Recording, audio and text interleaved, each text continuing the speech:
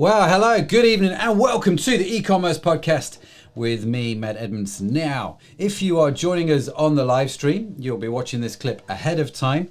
Just to let you know, this is a live recording of our e-commerce podcast. Oh yes, we are going to get into all things e-commerce tonight. We've got a really cool guest.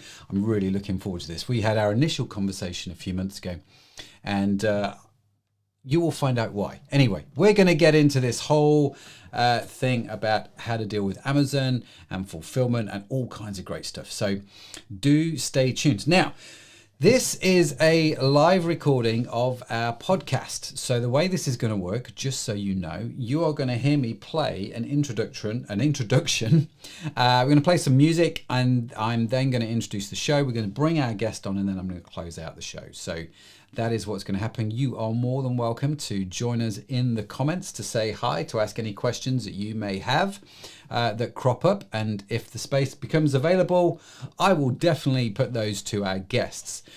So yeah, just enjoy the show. Make sure you've got some notebooks.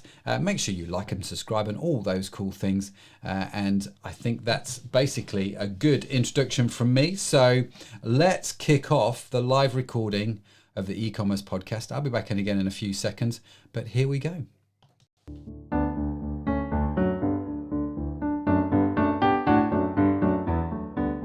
Welcome to the e-commerce podcast with Matt Edmondson, a show that brings you regular interviews, tips, and tools for building your business online.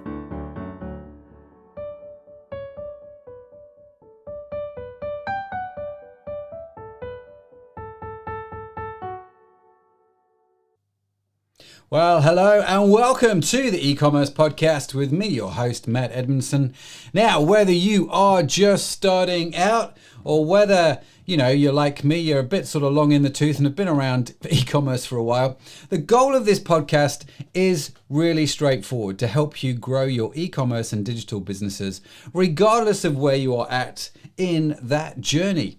Now, every week I get to talk to amazing people from the world of e-commerce and get to ask them all kinds of amazing questions about what they know and how it's going to help us with our own e-commerce businesses, our own online businesses. Oh yes, that's what we're going to do.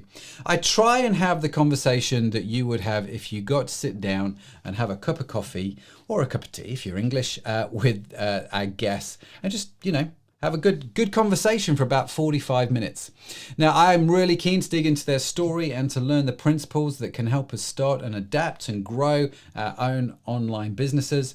So if you are listening to this episode, if you are a regular to the show, if you are watching this live or if you're watching this on YouTube, then I would appreciate it if you would like, comment, do all those amazing things that help us share the podcast and help us keep running and getting out there to more people. So please do that. That would be awesome. I'd really appreciate that. Now, let's just put all that aside. On this week's podcast, on this week's e-commerce podcast, we are going to get into how to beat Amazon at its own game. I think for me, this is probably one of the best titled podcasts we've had for a while. And you know what? I've spoken to our guest already. I think we're going to deliver on that promise. We're going to get into how to beat Amazon at their own game. And to do that, we are going to be talking to Jeremy Bodenhamer. Now, here's his book, right? He's like a proper author. It's got like a whole bunch of pages in there and everything. And you can see I've scribbled it. You can't see that, but I've scribbled in it. I've made lots of notes. It's a fantastic book. Jeremy is the co-founder of ShipHawk. He's written this book and he's a leading expert at the intersection of shipping and e-commerce. That's right, shipping and e-commerce. We are going to get into this. There's no doubt about it. And actually, I think regardless of the size of your business, you're going to get something out of this tonight. You really are. So make sure you grab your notebooks because you're going to want to take a lot of notes. But if you can't, if you're running around the park, if you're driving your car, you'll be pleased to know that all of the notes from today's show will be available as a free download on our website. Just head on over to ecommercepodcast.net/ 65 to download them. This is not 65 episodes. I'm 5 episodes ahead of myself. This is /60. This is actually the first episode. I've just realized the first episode of season 6. We are on season 6 of the podcast, and Jeremy is our first guest. So you want to go to ecommercepodcast.net /60 and you can download those. Okay. So without further ado, let's welcome Jeremy to the show. Let me bring him onto the screen. Jeremy, hey, how you doing? I'm doing well. How are you doing, Matt? Yeah, good. Thank you. Good. Now, there is quite a bit of a time difference between us. It's at the time of airing or the time of recording, it's 7:15 in the evening for me, but only 11:15 in the afternoon for you, right? That's right. Well, not in the afternoon, in the morning. Yeah. In the morning, yeah. So whereabouts in the world are you? I'm in Santa Barbara, California. Okay. And you can't get further away from us in the US and still be in the continental United States, right? So it's and what's the weather like for you? Santa Barbara is known for always having perfect weather, meaning we get no rain and all sunshine.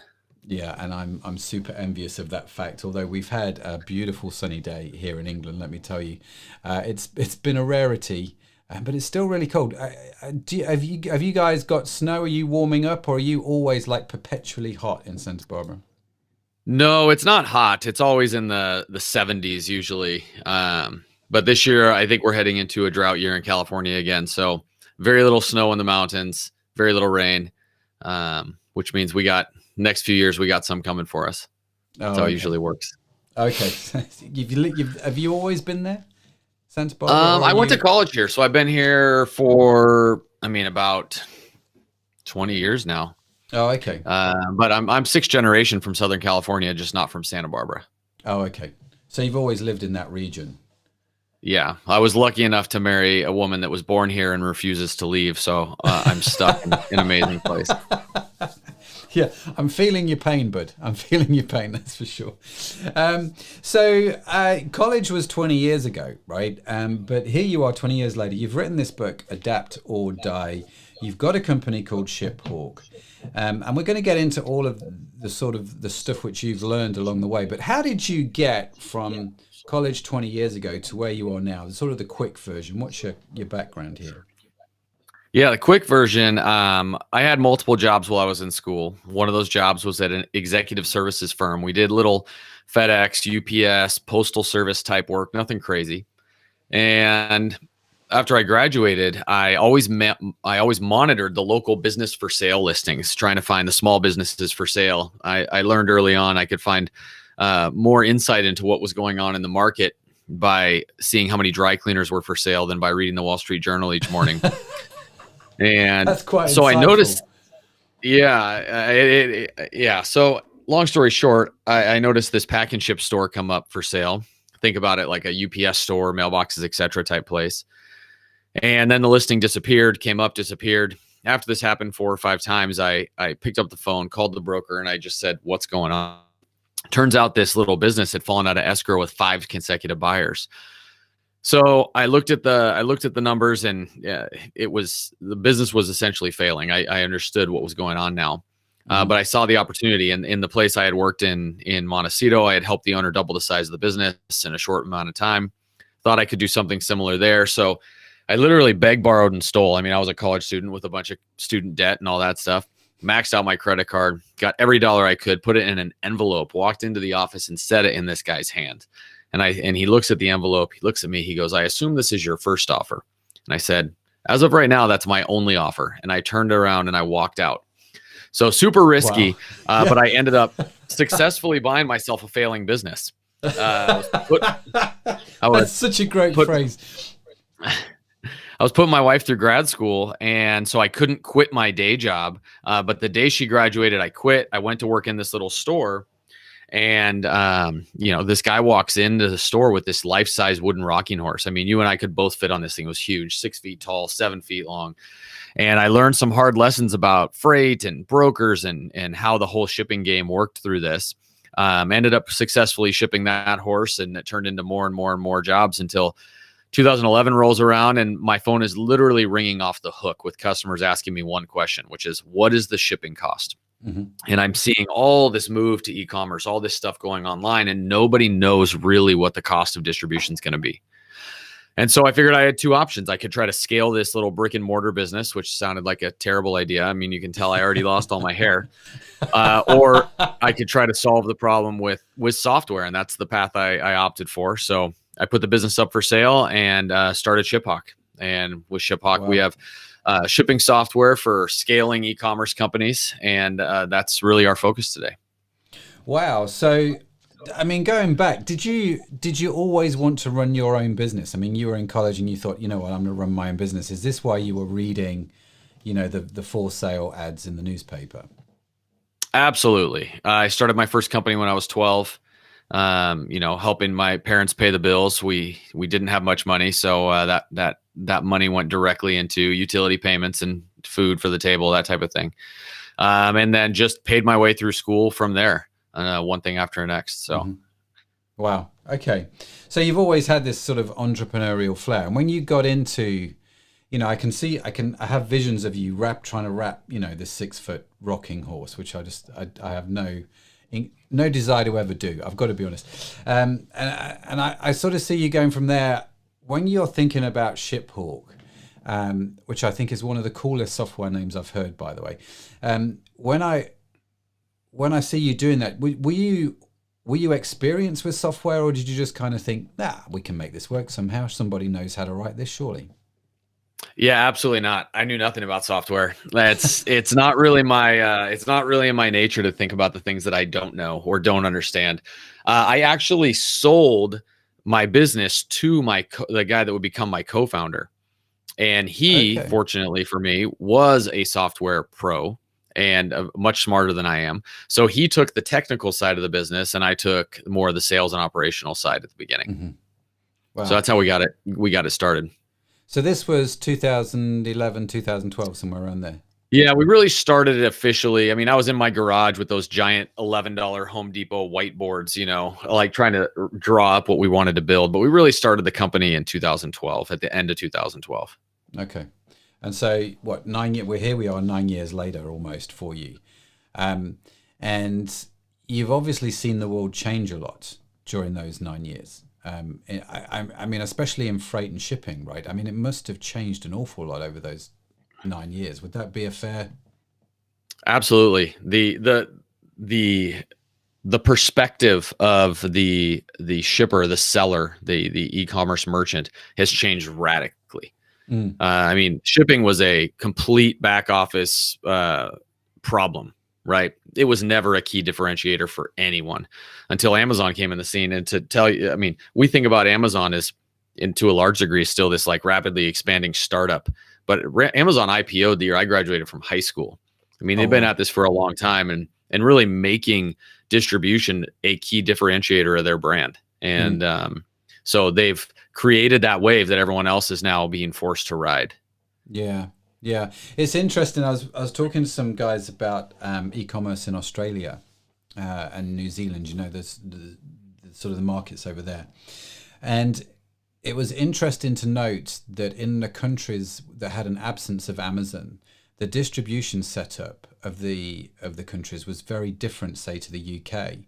And one of the things that I think I've noticed in the UK over recent years is, since Amazon has come and done what it's done, all the other shipping companies have had to really up their game. Do you know what I mean? And there's more of them that have sort of come out of the woodwork, and they've all sort of innovated in this space. So now in the UK, next day shipping is just a given that it's going to happen. Do you know what I mean? Regardless of where you go and who you use. Whereas I don't see that in New Zealand, for example. Australia, I mean, Amazon has recently gone into Australia. So I'm kind of curious to see what happens to their fulfillment industry over the next 5 years as Amazon does what Amazon does in that country. Yeah, Amazon's really they're the purveyor of the drug, but we're the problem, right? It's you and me. We're the ones that are buying the stuff and saying, we have to have it now, right? Yeah. If I don't get my pimple cream or my razors right now, like the world's going to end. And so we're really driving that immediacy in the distribution. If the buyers would change their expectations, with some of the brands have tried to do. I mean, Amazon has the Amazon Day they try to get you to opt into, so you get your deliveries on the same day, so they can aggregate your orders, that type of thing. It would change things, but at the moment, the buyers are driving that charge. And do you think that's going to change anytime soon, or do you think we're going to carry on demanding faster and faster shipping? Yeah, I mean, from an environmental and human perspective, I say unfortunately no. From a business perspective, I think it's hard to argue. I mean, it's costly, but the impact is evident. I mean, we've never seen capital markets support a company like Amazon, right? Year after year after year of losses to build this massive network. And we've seen the same thing in China with Alibaba and JD and Walmart back in the more legacy way. They built their supply chain to feed their stores, and how much they perfected that. I mean, it's a strategy that works. It works. If that is our end goal, is get my stuff now, it's successful. Yeah. So what are some of the key things that you've noticed over the last 9 years and, since doing ShipHawk, for not just necessarily with Amazon, we all know, I guess, Amazon's story, but for the small e-commerce business owner, what are some of the things that have really changed there? Technology has changed. The availability of sales technology. I mean, you and I could start a store on Shopify today and start selling products, even if we didn't have products. We could drop ship and sell someone else's products, right? So the availability for anyone to be this solopreneur, this instant business owner, the marketing software. I mean, one of my buddies, I write about his story in the book. His name is Michael Perry. He started a company called Kit, where you could, with text messaging, you could run ads on Facebook and Instagram, and Shopify ended up buying them because what they found out was all their early adopters, the new customers they would get, would make sales right away if they were using this little bot that he had built to automate advertising, right? I mean, the barrier to entry is so low now that anybody can do it. And so it's really about what makes you unique, right? Because any of us can go sell the same thing as everyone else, the same thing that Amazon has, the same thing that Walmart has access to, right? That marketplace environment is really flattened the access. So what else is there that makes you unique? And I think that we're starting to see those businesses rise in a significant way. Yeah, no, I think that's spot on. It's a really interesting differentiator now, isn't it? And you talk about beating Amazon at their own game. This is something that Amazon can't do. They can ship faster than you, but they can't be you on the website. They can't bring that authenticity. They can't bring that unique selling proposition that only you could bring, right? Absolutely. In the book, I call it authenticity, and just not just being unique, but proclaiming it from the mountaintops, right? Like getting out there and telling your customers and your prospects, even though you're going to piss off some of them, like saying, this is what we stand for. There was, I think it was Seth Godin, someone years ago did had a speech that they were giving, and I got to see the presentation one time. And he was talking about how small or how big the planet is and how connected it is. So you can have these ecosystems that are so small, but you can build a huge business in it. Yeah. And one of his examples was this guy that did backyard chicken farming, and he had a podcast for just backyard chicken farmers. And that, even at the time, and this was a long time ago, that business, that market was so huge, even though you and I think about that as like probably a pretty tiny market, because everything's so connected. So by being authentic, you will find your customers and you will serve them in a way that the Amazons of the world, it's impossible for them to do. Yeah, that's very, very true. That's very, very true. So you mentioned that in the book. I mean, you mentioned quite a lot of things in the book. What caused you to, because you talk in the book about the pandemic, so it's a fairly new book, right? You recently published book. What made you decide to write a book? Because, that's baptism by fire right there, isn't it? I mean, that's not an easy task to do. Well, there's two answers to your question. I mean, the first question is the pandemic hit, and all of a sudden I didn't have to get on an airplane anymore, right? I had time in my calendar that was already blocked out, and I could fill it with whatever I wanted. And the other answer and the driver to doing the book is that if we look at the prospects that my sales team speaks to, if we look at the e-commerce merchants, the people we're trying to help, right? These merchants, these retailers, manufacturers, and distributors, 9 out of 10 of them, when they engage with our sales reps, have no operational goals in place or metrics to measure them by.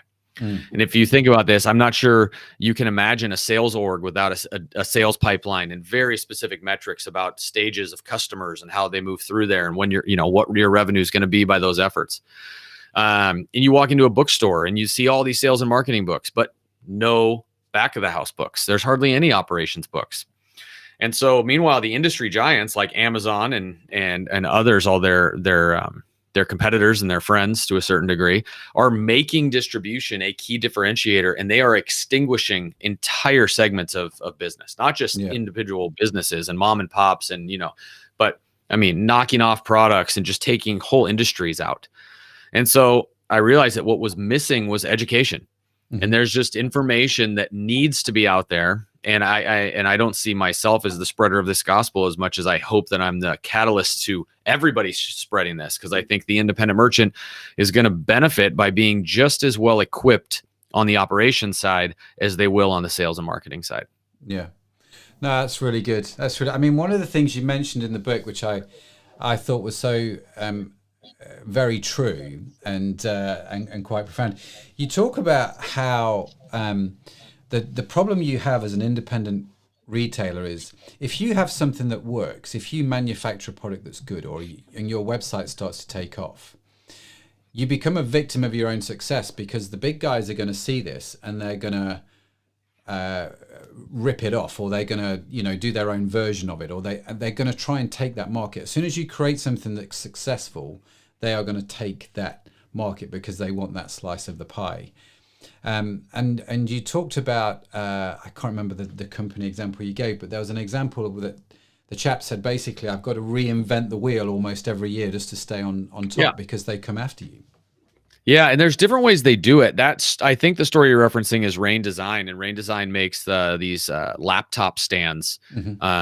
And they started with this iDesk, this back when the iMac was a little larger, they made this ergonomic desk for the iMac. It took off, and then they made this laptop stand. And until I started researching it, I didn't even realize I've got like dozens of these things. They are all over our office. We've got, tons of them. And they were doing so well, Amazon just came in and said, hey, we'll do it. They knocked it off under the Amazon Basics label and dropped the price. I think the price was dropped almost in half. And wow, what are you going to do? Your sales fall. I tell another story in the book about Birkenstock. So Amazon's not going to manufacture Birkenstocks, but they acquired a bunch of Birkenstock inventory and were depressing prices outside the bounds of what Birkenstock wanted to do. And Birkenstock lost entire control of their supply chain and distribution of that product by that move. Or you look at a story I don't tell in the book, Allbirds. Allbirds is famous for their wool runner now. The entire motivation of starting the business was to have an environmentally friendly product, right? This sneaker that's not made out of plastics and petroleum products, but made out of wool. And you go to Amazon, type in wool runner, and you'll see these knockoffs. And I thought the founders of Allbirds pulled a just genius move. They wrote an open letter to Amazon and to Bezos and said, hey, copy us. We will introduce you to our manufacturers. We will give you all our tech and everything. But if you're going to copy us, copy our approach to sustainability at the same time. Don't make a shoddy product and say it's the same thing. Yeah. And so all this stuff is converging here, right? But there is a huge risk, and you're right. Their success can be a detriment depending on where you're selling and who has access to those markets if you're not controlling them other ways, like through an authentic relationship.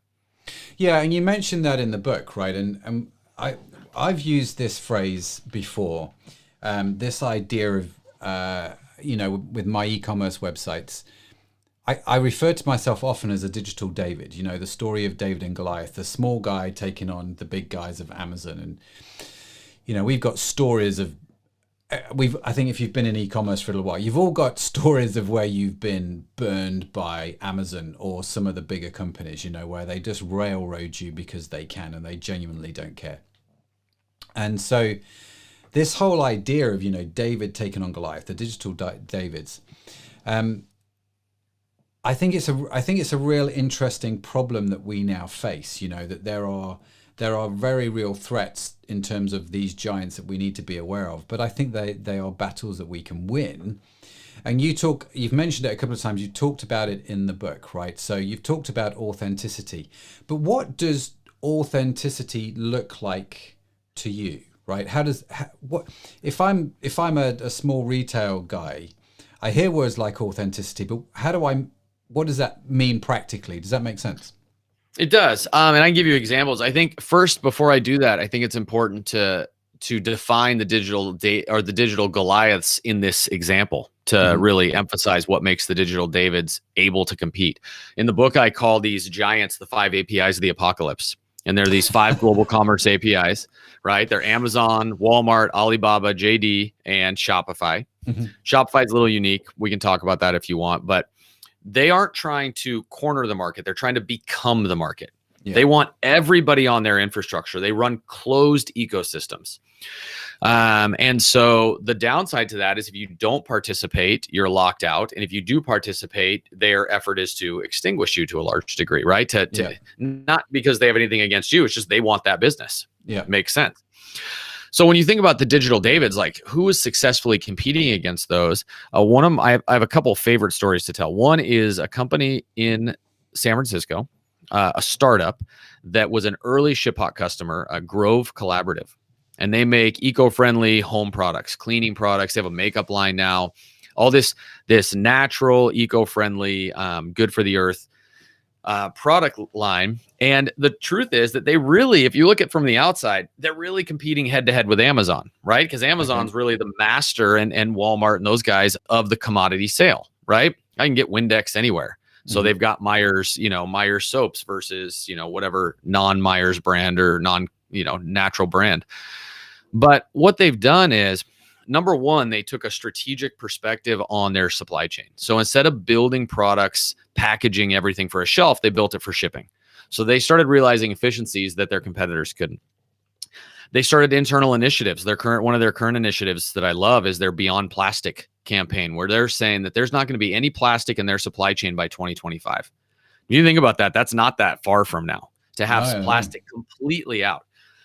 And so what happens is those buyers end up building a relationship with that brand. Like, I'm not going to go buy that's the same products we use here at the house, right? Yeah. My wife isn't going to let us bring in the old stuff. And so we're not going to buy that somewhere else. Grove's the one leading that charge. We give them credit for that. Another example that I love is Parker Clay. Parker Clay makes primarily leather handbags. They make leather products. They have them for men and women. Most of their sales are like women's handbags, travel bags, that type of thing. Really nice, high quality, luxury. The founders were missionaries in Ethiopia and realized that most of the leather for the high-end bag market, you're talking Gucci, Louis Vuitton, all these high-end bags, was coming out of Ethiopia. These guys are shipping containers of this stuff to Italy. And everyone in Ethiopia, these are farmers.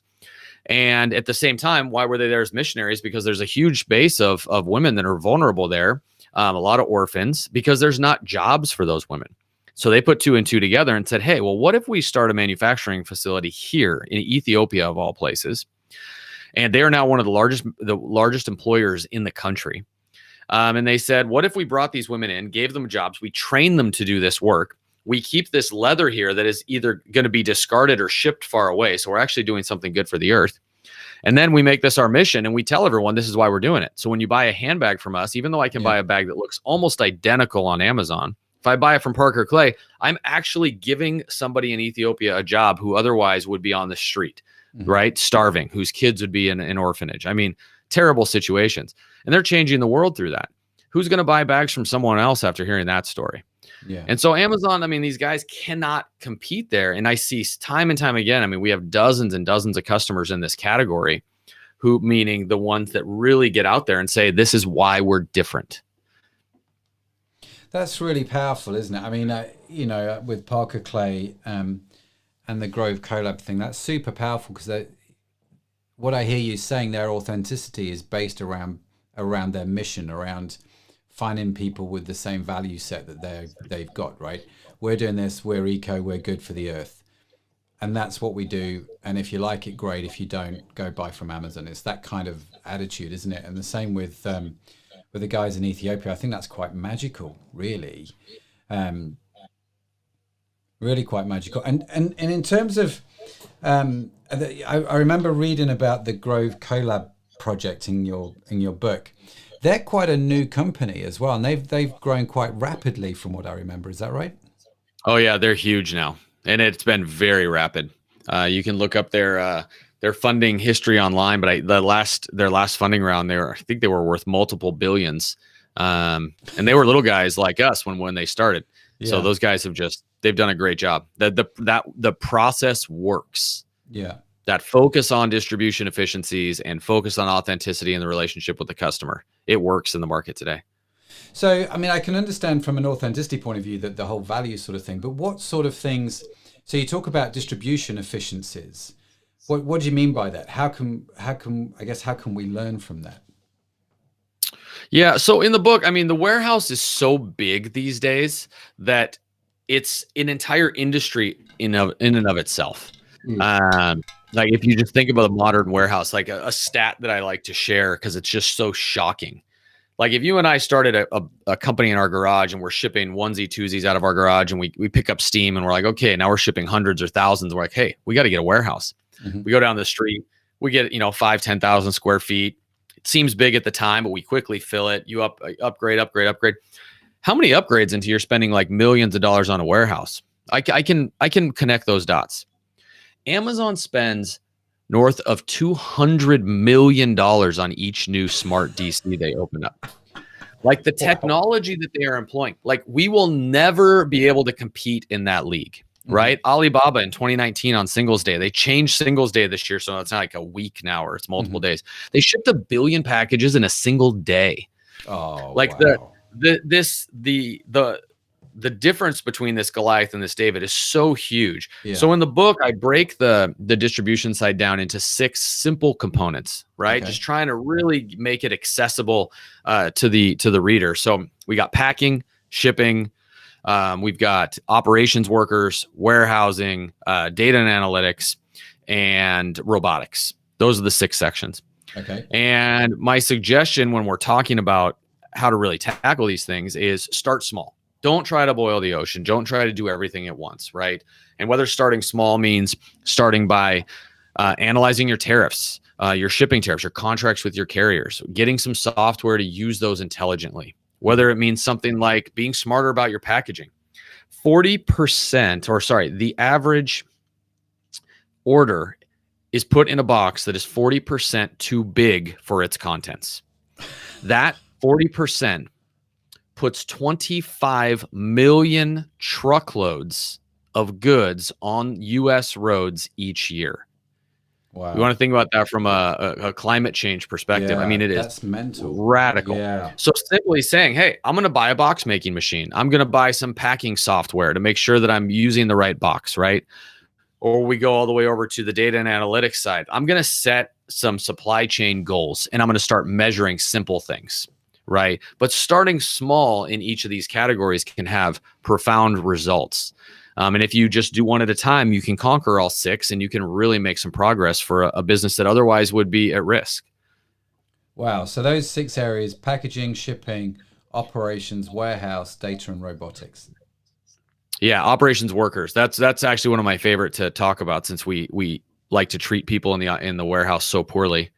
Okay, well, let's dive into that one then.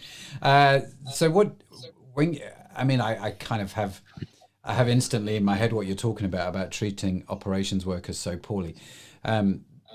It's in essence unskilled work, and especially around Christmas, you normally see people that work for Amazon on TV complaining about the working conditions. Working for Amazon, it's that kind of thing. So, what do you mean when you say we treat them poorly, and what can we do there maybe to help ourselves? Yeah, so there's so much to talk about here. So, a lot of the work in the warehouse is terrible. It's hard. It's not fun. It's repetitive, leads to a lot of injuries. One of my buddies runs a robotics company called Plus One Robotics. And Eric, the CEO there, he has a hashtag robots work, people rule, right? Like okay. We want robots to do the hard work. What do we want with people? The problem with people is, number one, 65% of operating budgets. I'm going to hit you with a bunch of numbers here. I apologize. It'll all make sense. So 65% of these operating budgets are labor related. If we go ask warehouse managers what their top problem is, in a recent survey, over 50% said labor scarcity. They can't get enough people to do the job that robots can't do, right? Okay. The most current data I have shows that the inventory in your average warehouse, only 43% can be handled robotically. So 57% of the inventory has to have a human. They can't find the humans. Then there was another study that showed that 20% of the workforce that is in the warehouse is actively disengaged, and half of it says they're just doing enough to get by. We pay these people pre-COVID. COVID, we had this moment where we called them heroes. It was amazing for a second. We saw hourly rates shoot up. But pre-COVID, we paid them poorly, minimum wage or as close to it as we could. We tried to shave every penny off their work. Meanwhile, in the front of the house, we've got awards. Best places to work, right? These tech companies, whoever's got the engineering job or the cushy marketing job, like they've got ping pong tables and, snack rooms. And in the warehouse, it's just a different environment. And so I really feel like it's important to advocate for the warehouse workers and to say, hey, not only do we need to invest in these people in terms of pay and benefits, it will reduce turnover, it will keep them there longer, but we really need to invest in training, because the more automation that we put into these warehouses, the more important the few people we have are going to be. And if we can invest in their training and make sure they keep up with the evolution of the business will outperform those who haven't done it. Okay. So, what happens? I mean, what happens if you've got? I'm just thinking of my warehouse, for example. Where we distribute from, we don't actually have any robots picking and packing or doing that sort of stuff. I'm way down the pecking order. Do you know what I mean? Before I start spending crazy money on robots, how would I invest in my people? In terms of in terms of pay, but in terms of what sort of training could I do, or what sort of things could I do to help those guys? Yeah. So first I would ask back, like, do you offer any training today? Right. So if you think about your business and where you're trying to take your business, are those operations workers included in that plan? Right. Are you training them to be prepared for the next generation? You probably have meetings with those on the sales and marketing side, or if you have engineering on the engineering side, saying, hey, this is where we want to get to. Is operations even looped into those discussions? Have we studied the impact of that growth on the back of the house, on the distribution, what it's going to do to your costs, and what your competitors are going to do there, and how those few people that are there are going to have to be able to handle that influx of business. Most operations will say no, they haven't. It's just whatever they produce, we're going to push it over there, and you've got to figure out how to handle it.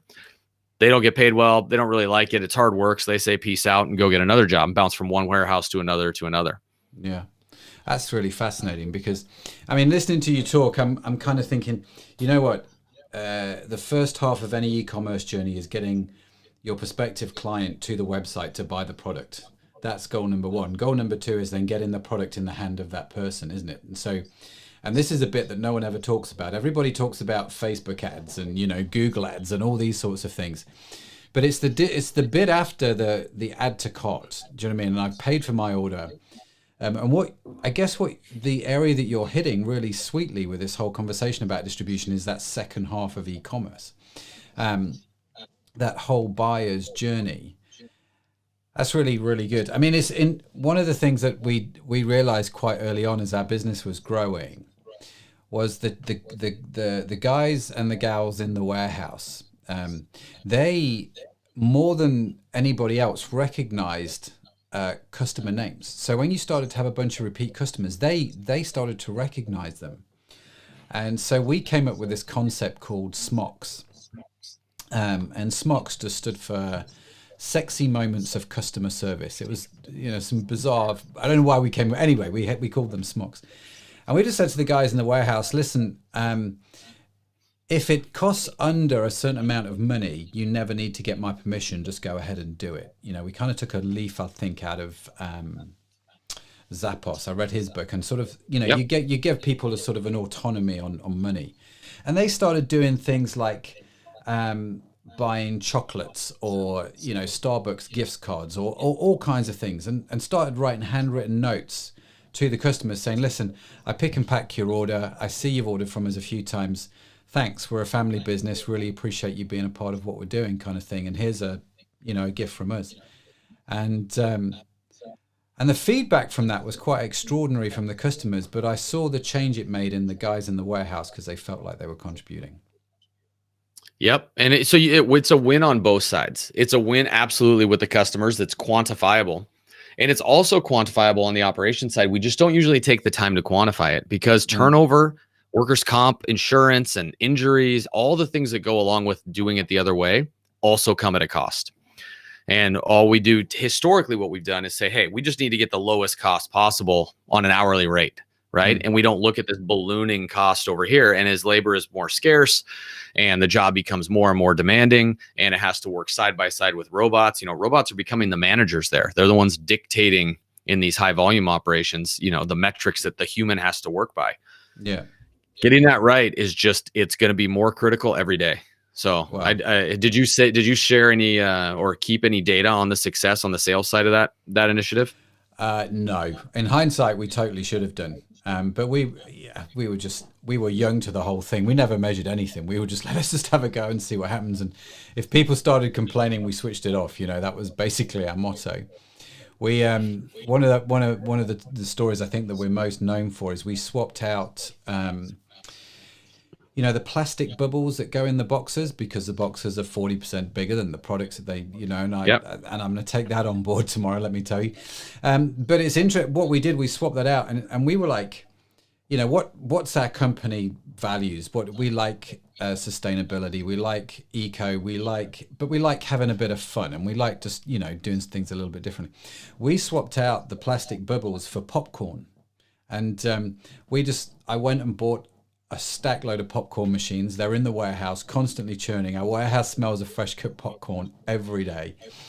We tried loads of different popcorn types to try and figure out what the best one was.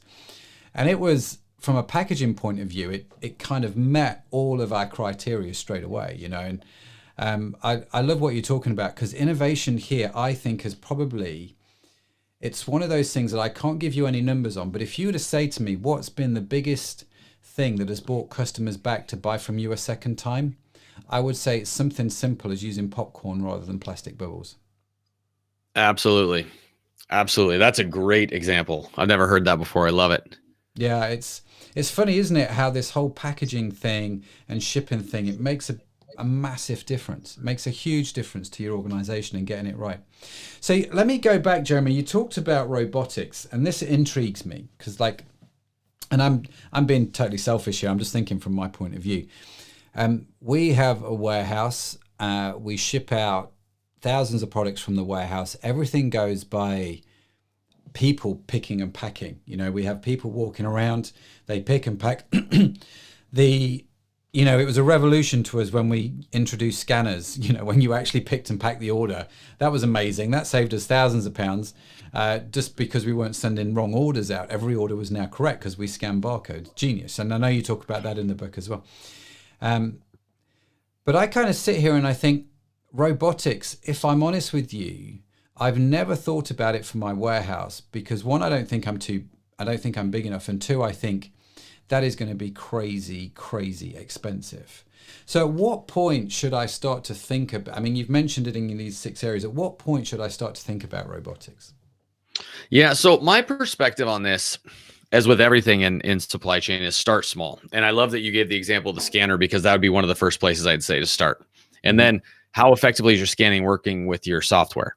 Because you can add scanning and still have to require multiple scans and data entry to make it work. And so if you can get it down so it's just scan, print, you put the music on and do a little dance to it. Like it's amazing. Yeah. And then you can add dimensioners, conveyors, right? And then you can slowly start building to it. I don't think that there's the way robotics are accessed today, which the vast majority, it's these big bulk upfront cash purchases. There are some companies that are offering robots as a service. There are some work at just doing more simple utilization. So just transporting goods throughout the warehouse, things like that. Right. But if you go all in, it's a big cash outlay. Other ways people can access robots is working with 3PLs. So if some of your stuff can be distributed by a third party that utilizes robots because they have a huge warehouse or multiple warehouses, you can get the access of that efficiency and that throughput without having to put all that money out to begin with. But there is a point where it still makes sense. Eric in the book from Plus One talks a lot about how even the cost of the robots isn't really the barrier, but getting the integrations partners to help get it set up and working with your other systems, the systems integrators, and how that's a big barrier to entry, because what he calls the big six, which includes FedEx and UPS, those guys wrap up the best of class guys and gals, because it's just, there's so much work in it. Everybody is moving to as much automation as possible. So high level, I don't think everything I just said was super helpful, other than start small. Yeah. Hardware first. A scanner. Scanner. Yeah. Box making machines. Great. You know, those things are awesome. A box dimensioning machine. Yeah. So there's a dimensioner, which will just do like a scan of the box so that you don't have to have someone manually measure it. We at ShipHawk, we do that with software. So we tell the picker which box to use in advance and then auto calculate packed weights and dims.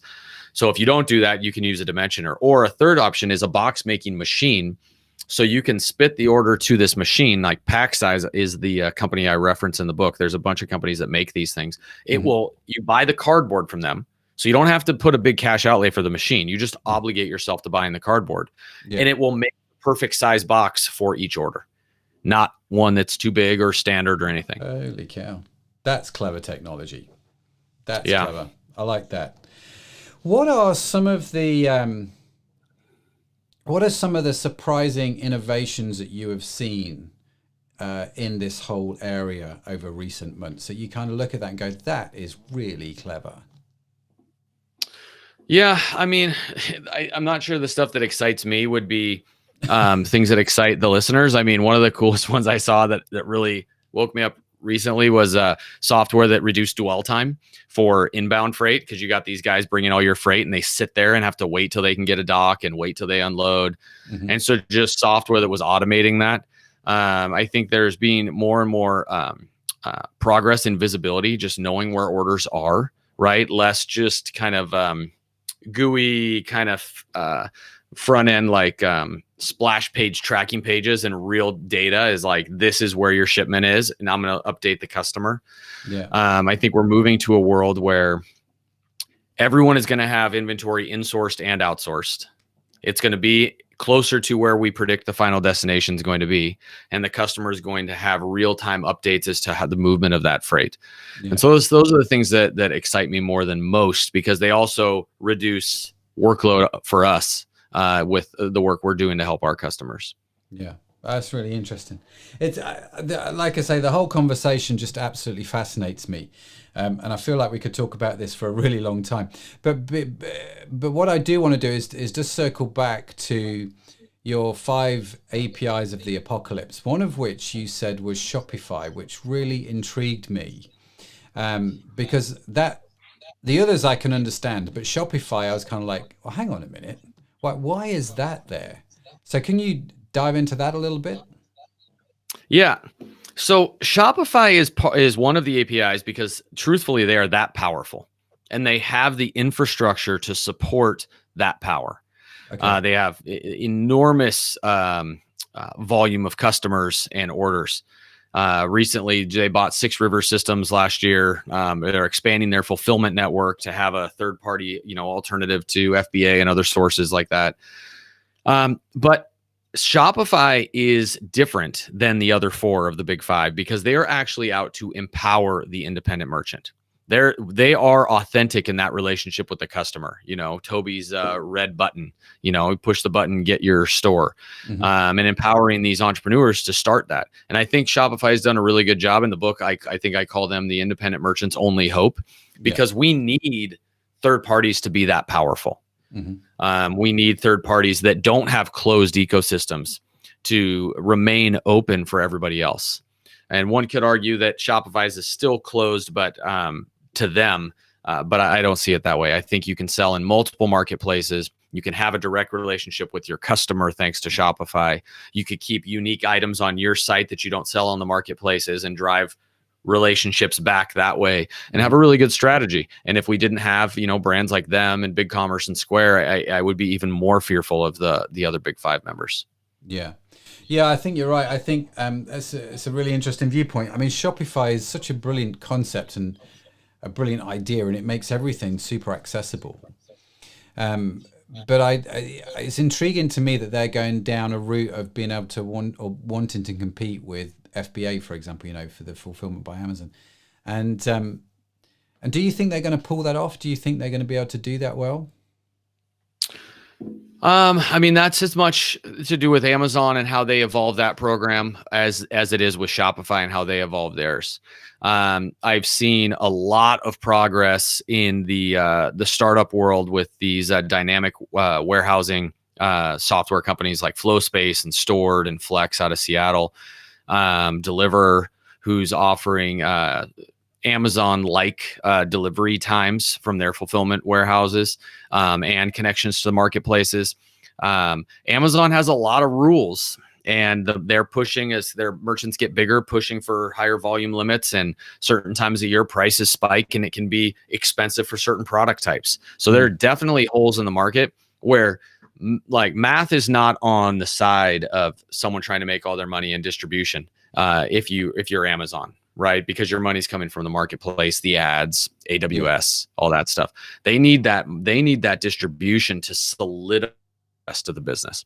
Yeah. So I think there's a big opportunity for the independents, the third parties, and Shopify. I don't know whether Shopify will pull it off. I think the more open it is to people, no matter where they're selling, the better chances it has. Wow. And do you think, I mean, I'm sitting here and you won't know this, but we distribute worldwide from our warehouse in the UK, right? And we have issues at the moment with, say, New Zealand and Australia. So we're now having conversations with, you call them 3PLs, right? The fulfillment partners that we could potentially use in New Zealand and Australia to ship products there. I would guess probably 20-30% of our orders go to the States, and they're usually at someone's door within under a week. But if I was going to, and I'm asking this on behalf of all the UK guys, I suppose, thinking about exporting to places like the States. What would your advice be, I guess, in terms of if I'm going to venture into finding a fulfillment partner, the 3PLs, what are some of the things that I need to think about and look at if I was going to do that, say, in the States? It doesn't matter where I'm going to do it, but do you know what I mean? What are some of the things that I need to think about in that whole area? Yeah, it's funny you asked that. We just wrote our first adapter die workbook, and it is how to select a 3PL. Okay. So if any of your listeners want the workbook, just have them at the end. We can give the contact information and I'll send it to them. But this is if we want to look at the simplest way to think about it, you have to look at the third-party relationship exactly like you look at your internal distribution.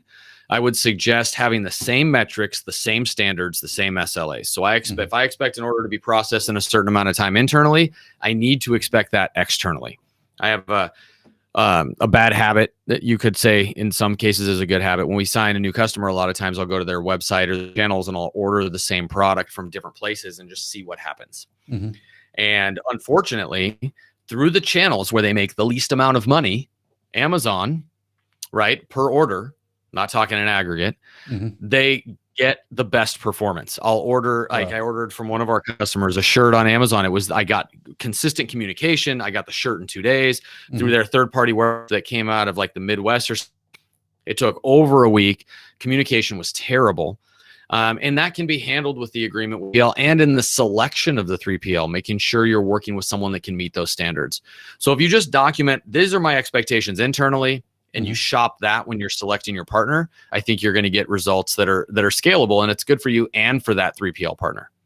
Wow, that's really great advice. And so you've got a workbook. I would class that as perfect timing, Jeremy. It was. No one's ever asked that before. It literally was just done. So brilliant. Listen, I really appreciate you being with us. And as I said, I could go all day, and I'd encourage viewers or listeners, if you haven't done so already, do grab this book. If you are doing any kind of distribution, if you're on e-commerce, Adapt or Die, that Jeremy's written, is a fantastic book. You've got a lot of fab reviews on Amazon. Ironically, we're talking about Amazon. You've got some great reviews on your book on that platform. So it's a great book. I mean, you must be stoked with it, eh? You must be really proud of what you've done there, because I thought good on you for doing that. Thank you. Yeah, I love it. And my boys love that there's a dinosaur on the cover. So it's a win for everybody. Did they choose the cover? No. My publisher said, don't, when they sent me the cover art, they said, don't show these to anybody. Just tell us what you think. And I'm sure there's some reason behind that. So I didn't show it to anybody, but I'm the father of 3 boys. So of course I picked the purple dinosaur. Why would you not, right? Why would you not? Yeah. Brilliant. Listen, Jeremy, how do people reach out to you? How do they connect with you? How do they get a hold of you? Yeah, so I'm on LinkedIn. They can reach me at ShipHawk.com. Also, I have a website for the book. It's at my name, JeremyBodenhamer.com. The book is on Amazon, and if you're like me and you want to buy it other places, then if you go to my book website, I have links to Barnes & Noble and even independent bookstores that they can buy the book from. Fantastic. And we will, of course, link to your LinkedIn profile and your ShipHawk website and your own personal website in the show notes. So if you are driving or whatever and can't remember that, don't panic. Just head on over to the show notes and pick them up. Jeremy, listen, it has been an absolute treat to chat with you today. I really appreciate you taking the time to be with us, sharing your wisdom and insight into this whole fulfillment thing. I feel like, if I'm honest, we have just started to scratch the surface. We could go into this in a whole lot more detail, but super generous of you. Thank you so much for being with us. Thank you, Matt. Appreciate it. No, it's been great. Thank you. Thank you. Wow, wasn't that fantastic? Jeremy, wasn't he brilliant with his conversation? Like I said, I just find that whole thing fascinating because honestly, we have seen some major gains in our own e-commerce business just by doing some of the things that he has talked about here. Now, we are in season 6, which means we are doing a few things new on the e-commerce podcast. One of which is we are going to start doing giveaways in every episode. And today, of course, we are going to be giving away Jeremy's book. Okay, so if you would like a free copy, we have got 6 copies of this book to give away. You would be more than welcome to grab that. All you have to do to go get one of these books is obviously beat everybody else to it, so don't be slow. But head on over to the website, go to ecommercepodcast.net/60. There you'll see all the links, all the show notes to Jeremy's talk. Just scroll down a little bit, put in your name and email address, submit that form, and we will be in touch to let you know if you have got one of the books. So, basically it's a policy of first come, first serve. So if you're first there, chances are strong you're going to get a copy of the book. We will send that out to you. So just head on over to ecommercepodcast.net/60 to get a hold of that. That would be great.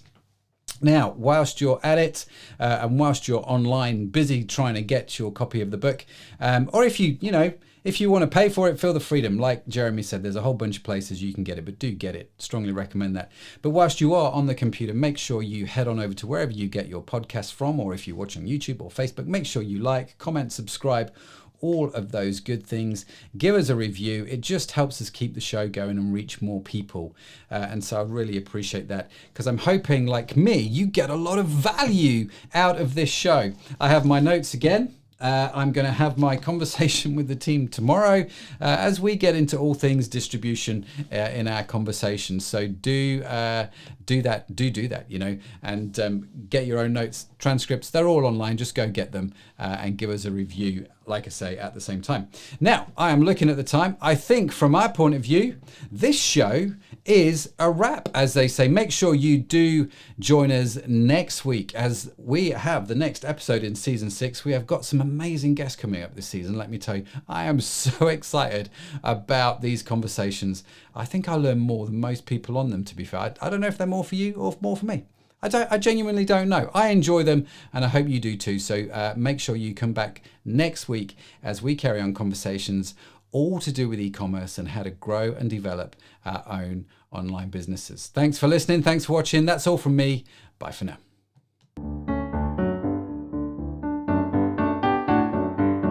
You've been listening to the e-commerce podcast with Matt Edmondson. Join us next time for more interviews, tips, and tools for building your business online.